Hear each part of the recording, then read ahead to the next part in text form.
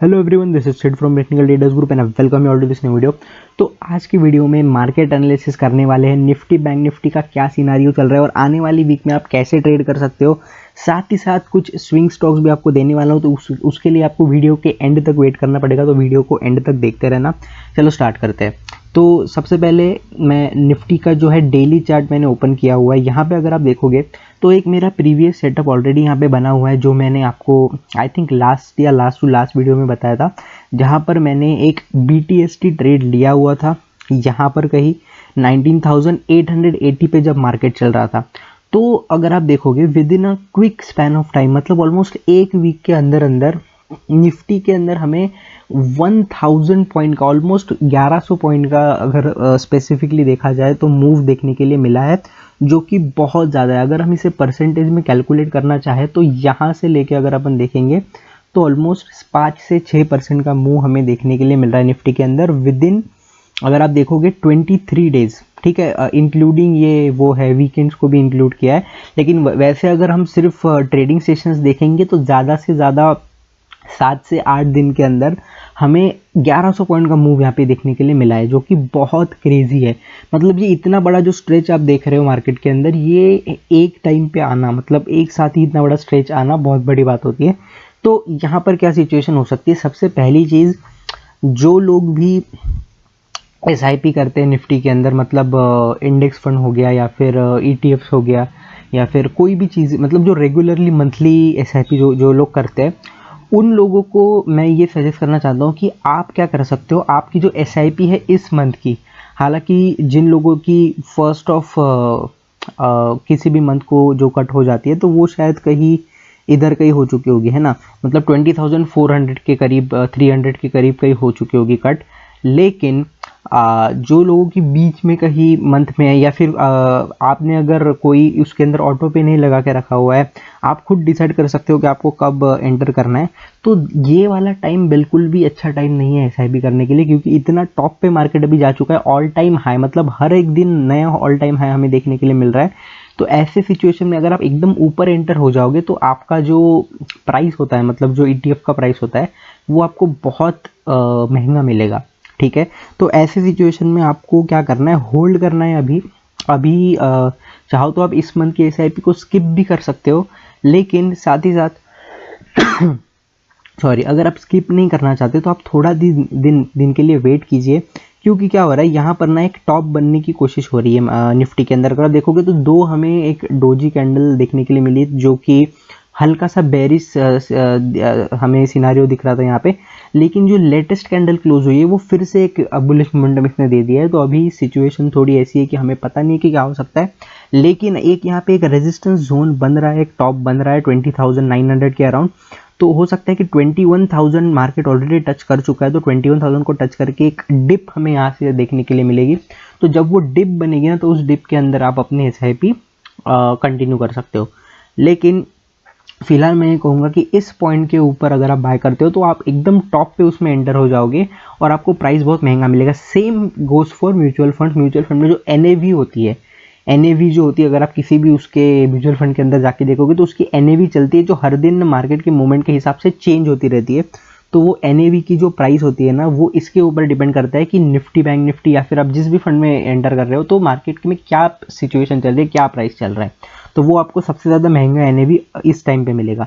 तो ये proper time नहीं है SIP करने का।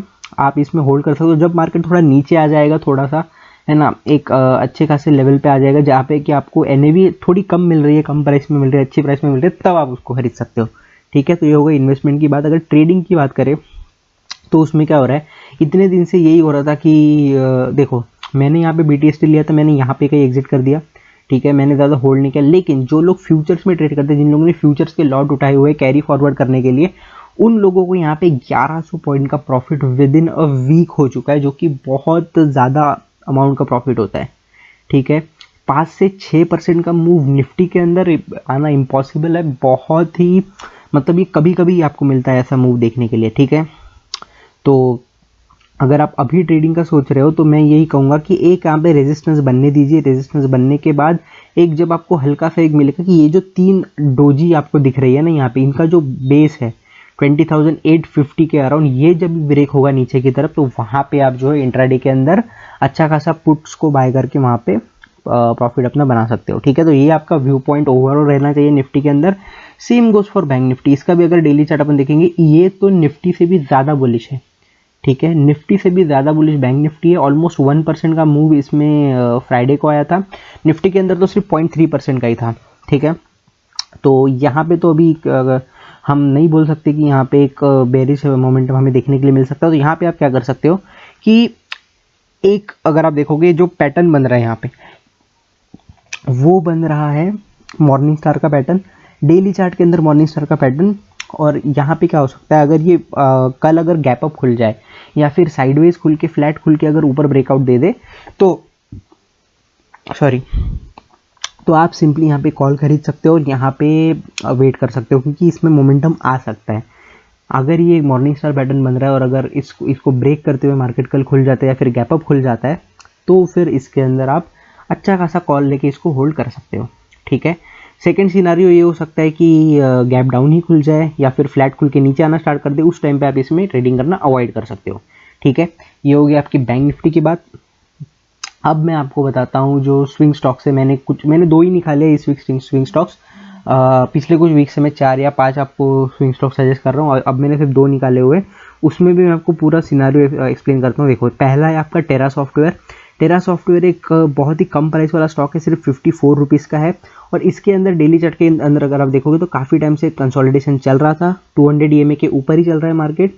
एक बहुत ही अच्छा वॉल्यूम के साथ हमें ब्रेकआउट देखने के लिए मिला, लेकिन यहाँ पर एक चीज़ जो मुझे बॉदर कर रही है वो है RSI। अगर आप नीचे देखोगे तो RSI ने जो है ओवरबॉट वाला जोन तोड़ दिया है।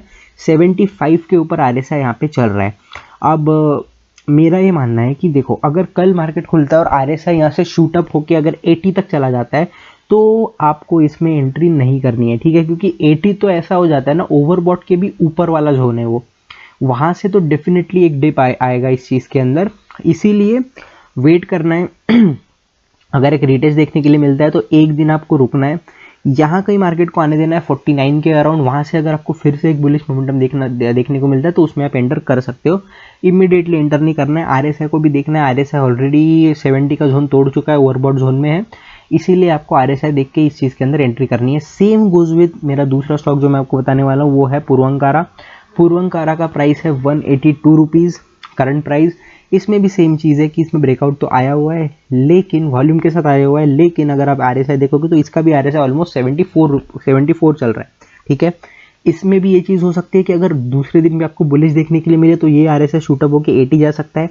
80 अगर चला गया तो वहाँ से डेफिनेटली एक डिप आएगा इसके अंदर, क्योंकि अगर आप प्रीवियसली RSI की हिस्ट्री देख लो, जब जब ओवरबॉट होता है डेफिनेटली एक डिप आता है, जब जब ओवरसोल्ड होता है तब वहाँ से एक बुलिश मोमेंटम देखने के लिए मिलता है। ठीक है, ये ऐसे ही RSI वर्क करता है और स्विंग के लिए हमें RSI ज़रूर देखना चाहिए, क्योंकि उससे बहुत ज़्यादा हेल्प होती है। अब मेरे पास और 2 स्टॉक्स थे, एक था अंबुजा सीमेंट और एक था I think Tata power. Yes, तो उन दोनों में क्या हो रहा है ना, हर एक दिन 20-20 पॉइंट का मूव आ रहा है। अंबुजा के अंदर मैंने आज तक नहीं देखा, तो पता नहीं उस चीज़ में क्या हो रहा है, इतनी बाइंग कैसे आ रही है। लेकिन अंबुजा को अगर आपने और मैंने भी उसको मिस कर दिया, अगर सही पॉइंट पे पकड़ा होता तो उसमें बहुत अच्छा मूव आया हुआ है। मैं आपको दिखाई देता हूँ, मैंने वो खोल के नहीं रखा था, अंबुजा सीमेंट्स। तो इसमें बहुत क्रेजी मूव आ रहा है। अगर आप ये देखोगे आज भी, आई थिंक अभी इसमें डिप आया है फ्राइडे को, वैसे मैंने इसको मिस कर दिया था जब इसमें ब्रेकआउट आया था। आप इसका चार्ट देखोगे, देखो इस पे ना कंटिन्यूसली अगर आप देखोगे तो एक यहाँ पे एक हल्की सी ट्रेंड लाइन बनी थी। देखो मैं आपको बना के दिखा देता हूँ इसमें सेटअप क्या बन रहा था और हमने कहाँ पे इसको मिस किया। तो इसमें एंट्री हमारी बनती थी एग्जैक्ट 430 रुपीज़ पे, और यहाँ पे मैंने इसको मिस क्यों कर दिया मैं आपको बताता हूँ। सेटअप मेरे को पता था, लेकिन मैं हिचकिचाहट यहाँ पे कर रहा था कि ये जो 200 EMA है ना, ये ऑब्स्टैकल बना हुआ था। मुझे ये लगा कि यहाँ पर अगर मैं एंट्री करने वाला था, वो फुल फ्लेजेड मैंने क्वांटिटी लगा के रखी हुई थी कि मैं अपने ऑलमोस्ट मेरा जो स्विंग का कैपिटल है उसका मैं ऑलमोस्ट 80% यहाँ पे लगाने वाला था। स्विंग का जितना भी मेरा कैपिटल है उसका 80% ऑलमोस्ट लगाने वाला था, क्योंकि मुझे लगा कि ये इतना अच्छा ब्रेकआउट दिख रहा है ना कि ये अगर चल गया तो बहुत ज़्यादा अच्छा चलेगा। लेकिन मुझे एक चीज़ बॉदर कर रही थी यहाँ पे, वो थी 200 EMA कि मुझे लगा ये ऑब्स्टैकल है, इसको ब्रेक होगा या नहीं होगा, या फिर यहाँ पे ये थोड़ा दिन सड़ाएगा, ऐसे साइडवेज जाएगा और फिर ट्रेंड लाइन को तोड़ के फिर नीचे आ जाएगा। तो उस चीज़ के अंदर कुछ मेरा पैसा, अगर इतना मेरा 80% कैपिटल लग रहा है तो मेरी दूसरी अपॉर्चुनिटीज मिस ना हो जाए, इसलिए मैंने इसके अंदर एंटर नहीं किया था। लेकिन अगर आप देखोगे इसका RSI भी उस टाइम पे प्रॉपर था, 59 पर ही RSI चल रहा था और ब्रेकआउट भी अच्छा खासा था, लेकिन मेरी एंट्री वहाँ पे छूट गई। और ये इसी एक कारण से मैंने इस स्टॉक को आपको सजेस्ट भी नहीं किया था स्विंग के अंदर। नहीं तो अगर देखो जो स्टॉक्स मेरे रडार पे होते, जो जिनके अंदर मैं एंट्री करने वाला होता हूँ, वही स्टॉक्स मैं आपको बताता हूँ, ठीक है। तो यहाँ से अगर आप इसका मोमेंटम आप देखोगे, कंटिन्यूसली गैप अप ओपन होके कितने परसेंटेज गए मैं आपको अभी दिखा देता हूँ। ये देखो टॉप तक अगर आप देखोगे 20% का मूव, ऑलमोस्ट 93 रुपीज़ का मूव इसमें आपको देखने को मिला within span of only 1 week. एक वीक के अंदर 90 रुपये अंबुजा सीमेंट के अंदर। प्राइस भी बहुत कम था, 430 से ये ऑलमोस्ट गया 520, मतलब ऑलमोस्ट 90 पॉइंट्स इसमें इसने मूव करा है। बहुत ही तगड़ा प्रॉफिट इसमें बन सकता था हमारा, लेकिन मिस हो गया एक चीज़ के कारण, वो था ये। लेकिन कॉशन थोड़ा लेना ज़रूरी है। अगर मैं ऐसा सोचता कि 80% की बजाय मैं 40% या 50% ही कैपिटल डालता हूँ तो प्रॉफिट बनता, लेकिन कम बनता, लेकिन बन जाता, ठीक है। लेकिन चलो मिस हो गया। बाकी जो मैंने बाकी आपको 2 स्टॉक बताए उनके अंदर आप अपने हिसाब से एनालिसिस करके एंट्री कर सकते हो। बाकी इस वीडियो के लिए इतना ही। अगर पसंद आया हो मेरा एक्सप्लेन करने का तरीका, और ऐसे ही अगर आप और वीडियोस चाहते हो तो प्लीज़ इस वीडियो को लाइक करें, ज़्यादा से ज़्यादा शेयर करें अपने फ्रेंड्स के साथ, क्योंकि हमें रीच की बहुत ज़रूरत है। रीच हमारी थोड़ी अभी डाउन चल रही है। साथ ही साथ शॉर्ट वीडियोज़ में अभी डाल रहा हूँ कंटिन्यूसली, 3 वीडियो ऑलरेडी डल चुकी है, वैसे ही टाइप के वीडियोज़ में और डालने की कोशिश कर रहा हूँ, ठीक है। हाँ, बाकी प्लीज़ लाइक कर देना वीडियो को। Thank you so much, bye.